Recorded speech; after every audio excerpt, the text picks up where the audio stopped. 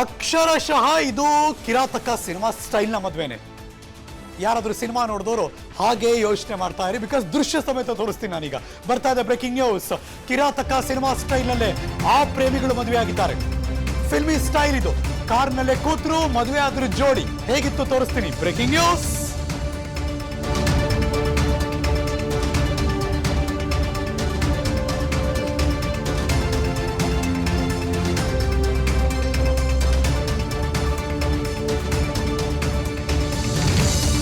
ಆ ಫಿಲ್ಮ್ ಯಾವ್ಯಾವುದೋ ವಿಚಾರಗಳಿರುತ್ತೆ, ಅದೆಲ್ಲ ಬಿಟ್ಬಿಡ್ತಾರೆ, ಇನ್ಯಾವುದೋ ವಿಚಾರ ತಗೋತಾರೆ ಒಟ್ಟಲ್ಲಿ.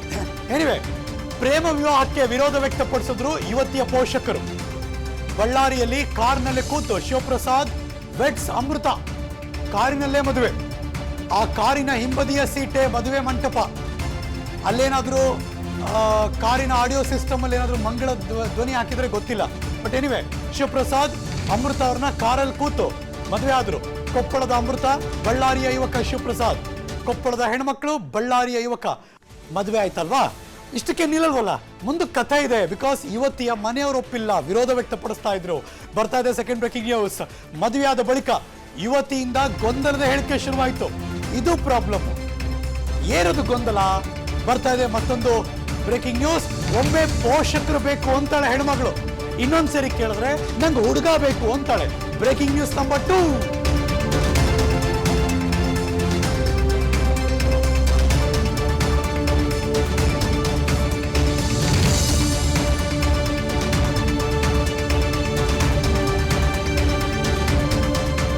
ಮದುವೆ ಆದ್ಮೇಲೆ ಅವರಿಬ್ರು ಸಿಕ್ಕಿದ್ರು. ಬೇರೆಯವ್ರು ಕೇಳಿದ್ರು, ಅಮ್ಮ ನೀನು ಎಲ್ಲೋ ಹೋಗ್ಬೇಕಮ್ಮ ಅಂತ.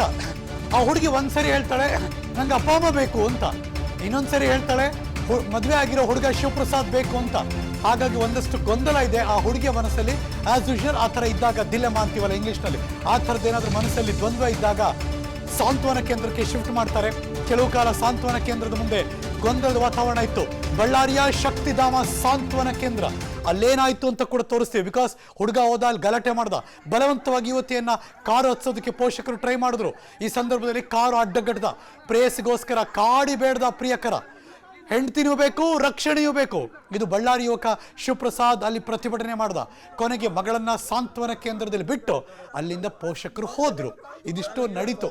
ಫುಲ್ ಫಿಲ್ಮಿ ಸ್ಟೈಲ್ ಆಯ್ತು ಹಂಗೆ ನೋಡಕ್ ಹೋದ್ರೆ. ಅದರ ಎಕ್ಸ್ಕ್ಲೂಸಿವ್ ದೃಶ್ಯ ತೋರಿಸ್ತಾ ಇದೀವಿ.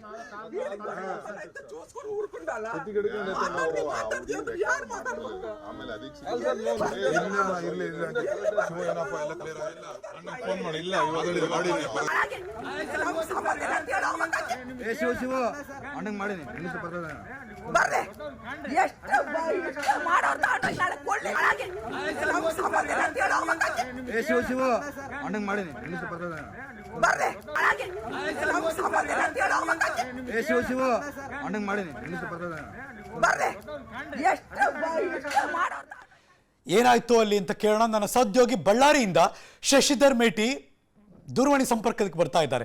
ಶಶಿಧರ್ ನಮಸ್ಕಾರ, ವೆರಿ ಗುಡ್ ಮಾರ್ನಿಂಗ್ ರೀ.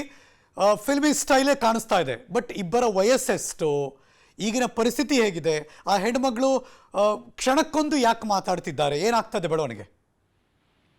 ಇಲ್ಲ ಹರೀಶ್, ಈ ಸಂದರ್ಭದಲ್ಲಿ ಅವರಿಗೆ ಇಬ್ಬರಿಗೂ ಕೂಡ ಪ್ರೀತಿ ಅಂಕುರವಾದಂತಹ ಸಂದರ್ಭದಲ್ಲಿ ಆ ಯುವತಿಯಲ್ಲಿ ಗೊಂದಲ ಇದೆ. ಅಂದ್ರೆ ಒಮ್ಮೆ ಪೋಷಕರು ಬೇಕಂತಾರೆ, ಒಮ್ಮೆ ನನಗೆ ಗಂಡ ಬೇಕಂತಾರೆ. ಈ ನಿಟ್ಟಿನಲ್ಲಿ ಪೊಲೀಸರಿಗೆ ಕೂಡ ಗೊಂದಲ ಏರ್ಪಟ್ಟ ಹಿನ್ನೆಲೆಯಲ್ಲಿ ಆ ಇಬ್ಬರನ್ನ ಕೂಡ ಶಾಂತಿಧಾಮದಲ್ಲಿ, ಆ ಯುವತಿಯನ್ನ ಶಾಂತಿಧಾಮಕ್ಕೆ ಕರ್ಕೊಂಡೋಗಿ ಕೌನ್ಸಿಲಿಂಗ್ ಮಾಡುವಂತ ಪ್ರಯತ್ನ ಕೂಡ ಮಾಡ್ತಾ ಇದ್ದಾರೆ. ಯಾಕಂತಂದ್ರೆ ಒಮ್ಮೆ ಗಂಡ ಬೇಕಂತ ಸಂದರ್ಭದಲ್ಲಿ ಗಂಡನಿಗೆ ಕಳಿಸಬಹುದು. ಯಾಕಂದ್ರೆ ಇಬ್ರು ಮೇಜರ್ ಇರೋದ್ರಿಂದ ಯಾವುದೇ ವಿರೋಧ ತೋರಕ್ಕೂ ಪೊಲೀಸ್ ಇಲಾಖೆ ಇವರಿಬ್ರು ಎಲ್ಲಿ ಭೇಟಿ ಆಗಿದ್ರು, ಹೇಗಾಯ್ತು ಪ್ರೇಮಾಂಕುರ? ಈಗ ಇವರಿಬ್ರು ಸ್ನೇಹ ಒಂದ್ ಕಡೆ ಕಲ್ತಂತ ಸಂದರ್ಭದಲ್ಲಿ ಇಬ್ಬರಿಗೂ ಕೂಡ ಸ್ನೇಹ ಆಗಿದೆ. ಸ್ನೇಹ ಹೋಗಿ ಪ್ರೀತಿ ಬೆರೆತಿದೆ. ಪ್ರೀತಿ ಆದಂತ ಸಂದರ್ಭದಲ್ಲಿ ಇವ್ರದ್ದು ಕೊಪ್ಪಳ, ಮೂಲತಃ ಅಮೃತ ಅನ್ನುವಂತ ಯುವತಿದು ಕೊಪ್ಪಳ, ಇವ್ರದ್ದು ತೆಕ್ಕಲಕೋಟೆ. ಇಬ್ಬರಿಗೂ ಅಚಾನಕ್ ಆಗಿ ಭೇಟಿಯಾದಂತ ಸಂದರ್ಭದಲ್ಲಿ ಪ್ರೇಮ ಅಂಕುರ ಆಗಿದೆ. ಆ ಸಂದರ್ಭದಲ್ಲೂ ಕೂಡ ಇವರು ಇಬ್ರು ಮದುವೆ ಮಾಡ್ಕೋಬೇಕಂತ ಹೇಳಿದ್ದಾರೆ. ಮದುವೆ ಮಾಡುವಂತ ನಿಟ್ಟಿನಲ್ಲಿ ಕಾರಿನಲ್ಲೇ ಹೋಗಿ ಮದುವೆ ಮಾಡ್ಕೊಂಡ್ರೆ ಈ ವಿಚಾರ ಪೋಷಕರಿಗೆ ಗೊತ್ತಾದ ನಂತರದಲ್ಲಿ ಪೋಷಕರು ಇಮಿಡಿಯೇಟ್ಲಿ ಅದನ್ನು ತಡೆಯುವಂತ ಪ್ರಯತ್ನ ಮಾಡಿದ್ದಾರೆ. ಅಷ್ಟರೊಳಗೆ ಅದಕ್ಕೆ ಹೇಳಿದಂತೆ ಕಿರಾತಕ ಫಿಲ್ಮ್ ರೀತಿಯಲ್ಲಿ ಕಾರಿನಲ್ಲಿಯೇ ಮದುವೆ ಆಗಿರುವಂತದ್ದನ್ನು ನೋಡ್ತೇವೆ. ಆಗ ಇಬ್ಬರು ಪೋಷಕರಿಗೆ ಕೂಡ ಗಾಬರಿಯಾಗಿದೆ. ಅದರಲ್ಲೂ ಯುವತಿಯ ಪೋಷಕರಿಗೆ ಗಾಬರಿಯಾಗಿ ಅದನ್ನು ತಡೆಯುವಂತ ಪ್ರಯತ್ನ ಮಾಡಿದ್ದಾರೆ. ಆದ್ರೆ ಮದುವೆ ಆಗಿರೋದ್ರ ಹಿನ್ನೆಲೆಯಲ್ಲಿ ಪೊಲೀಸರಿಗೆ ಕೂಡ ಈ ಮಾಹಿತಿ ಸಿಕ್ಕ ತಕ್ಷಣ ಹೋದಂತ ಸಂದರ್ಭದಲ್ಲಿ ಪರಿಸ್ಥಿತಿಯ ಸೂಕ್ಷ್ಮತೆಯನ್ನ ಅಂತ ಅರಿತಂತ ಪೊಲೀಸರು ಆ ಯುವತಿಯನ್ನ ಈ ಏನ್ ಪೋಷಕರು ಅಂದ್ರೆ ಯುವತಿಯ ಪೋಷಕರು ಅವ್ರನ್ನ ಕರೆದೊಯ್ಯಕ್ಕೆ ಪ್ರಯತ್ನ ಮಾಡಿದಂತ ಸಂದರ್ಭದಲ್ಲಿ ಅದನ್ನ ತಡೆದು ಅಯಮ್ಗೆ ಸಹಜವಾಗಿ ಯಾವುದೇ ಇಂತಹ ಪ್ರಕರಣದಲ್ಲಿ ಸಾಂತ್ವನ ಕೇಂದ್ರದಲ್ಲಿ ಇಡೋದನ್ನ ನಾವು ನೋಡ್ತೇವೆ. ಅದೇ ರೀತಿ ಪೊಲೀಸರು ಒಂದು ದಿವಸದ ಮಟ್ಟಿಗೆ ಆ ಸಾಂತ್ವನ ಕೇಂದ್ರದಲ್ಲಿ ಮುಟ್ಟಿದ್ದಾರೆ. ಆದ್ರೆ ಆ ಗಂಡ ಏನ್ ಮಾಡಿದಾನೆ ಆ ಸಾಂತ್ವನ ಕೇಂದ್ರ ಮುಂದೆ ನನಗೆ ನೆಕ್ಸ್ಟ್ ಸ್ಟೆಪ್ ಯುವತಿ ಏನ್ ನಿರ್ಧಾರ ತಗೋತಾಳೆ ಅದ್ರ ಮೇಲೆ ನಿಂತಿದ್ಯಾ? ಖಂಡಿತ. ಯಾಕಂತಂದ್ರೆ ಇಬ್ರು ಮೇಜರ್ ಇರೋದ್ರಿಂದ ಯುವತಿಗೆ ಗಂಡ ಬೇಕಂದ್ರೆ ಪೊಲೀಸರೇ ಮಧ್ಯಸ್ಥಿಕೆ ವಹಿಸಿ ಗಂಡನ ಮೂಲಕ ಗಂಡನ ಹಿಂದೆ ಕಳಿಸೋದು. ಒಂದು ವೇಳೆ ಆ ಯುವತಿಗೆ ನನ್ನ ಗಂಡ ಬೇಡ ನನಗೆ ಪೋಷಕರು ಬೇಕಂತ ಸಂದರ್ಭದಲ್ಲಿ ಗಂಡನ ವಿರುದ್ಧನೇ ಅಂದ್ರೆ ಆ ವ್ಯಕ್ತಿ ವಿರುದ್ಧ ಯಾರು ಮದುವೆ ಆದ ವ್ಯಕ್ತಿ ವಿರುದ್ಧನೇ ದೂರು ದಾಖಲಿಸುವಂತ ಸಾಧ್ಯತೆ ಇರುತ್ತೆ. ಯಾಕಂದ್ರೆ ಯುವತಿಯ ನಿರ್ಧಾರದ ಮೇಲೆ ನೆಕ್ಸ್ಟ್ ಇದೆ ಕಾನೂನಿನ ಕ್ರಮ ಮತ್ತು ಪೊಲೀಸರ ನಿರ್ಧಾರ ಆಧಾರ ಆಗಿರುತ್ತೆ ಹರೀಶ್. ಓಕೆ, ಬಟ್ ಮದುವೆಯ ಆದಂತಹ ಕಾರಿನ ದೃಶ್ಯಾವಳಿಗಳು ನೋಡ್ತಾ ಇದ್ರೆ ಎಲ್ಲೂ ಕೂಡ ಯಾರು ಒತ್ತಾಯ ಮಾಡಿ ಹಿಂಸೆ ಮಾಡಿ ಮದುವೆ ಆಗು ನೀನು ಹೂನಾರ ಹಾಕು ಅಂತ ಹೇಳ್ದಂಗೆ ಕಾಣಿಸ್ತಿಲ್ಲ. ಒಪ್ಪಿಯೇ ಮದುವೆ ಆಗಿದ್ದಾರೆ ಅಂತ ಅನಿಸ್ತಾ ಇದೆ ಶಶಿ ನನಗೆ. ಖಂಡಿತ ಹರೀಶ್ ಅವರೇ, ಒಪ್ಪಿಗೆ ಆಗಿ ಮದುವೆ ಆಗಿರೋದ್ರಿಂದ ಆದ್ರೆ ತಂದೆ ತಾಯಿಗಳು ಬಂದಂತ ಸಂದರ್ಭದಲ್ಲಿ ಭಾವನೆಗಳು ವ್ಯಕ್ತಪಡಿಸ್ತಾರೆ ಸಹಜವಾಗಿ. ನೋಡು ನೀನ್ ಮದುವೆ ಆದ್ರೆ ನಾನು ಇದು ಆಗುತ್ತೆ, ನನ್ನ ಕುಟುಂಬ ಹಾಳಾಗೋಗುತ್ತೆ, ನಾವು ಇದನ್ನ ಮಾಡ್ತೀವಿ, ಆತ್ಮಹತ್ಯೆ ಮಾಡ್ತೀವಿ, ಈ ರೀತಿ ಅಭಿಪ್ರಾಯ ಬಂದಂತ ಸಂದರ್ಭದಲ್ಲಿ ಯುವತಿಗೆ ಗೊಂದಲಗಳು ಏರ್ಪಡ್ತವೆ.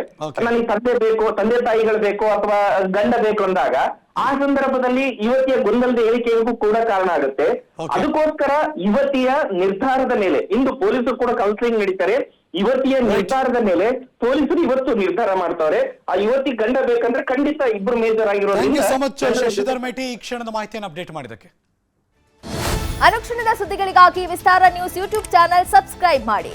ಹೊಸ ಸುದ್ದಿಗಳ ನೋಟಿಫಿಕೇಶನ್ಗಾಗಿ ಬೆಲ್ ಐಕಾನ್ ಕ್ಲಿಕ್ ಮಾಡಿ. ಲೇಟೆಸ್ಟ್ ಅಪ್ಡೇಟ್ಸ್ಗಾಗಿ www.vistaranews.com ವೆಬ್ಸೈಟ್ಗೆ ವಿಸಿಟ್ ಮಾಡಿ. ಅಂಗೈಯಲ್ಲೇ ಜಗತ್ತಿನ ಸುದ್ದಿ ತಿಳಿಯಲು ವಿಸ್ತಾರ ನ್ಯೂಸ್ ಕನ್ನಡ ಆಪ್ ಡೌನ್ಲೋಡ್ ಮಾಡಿ.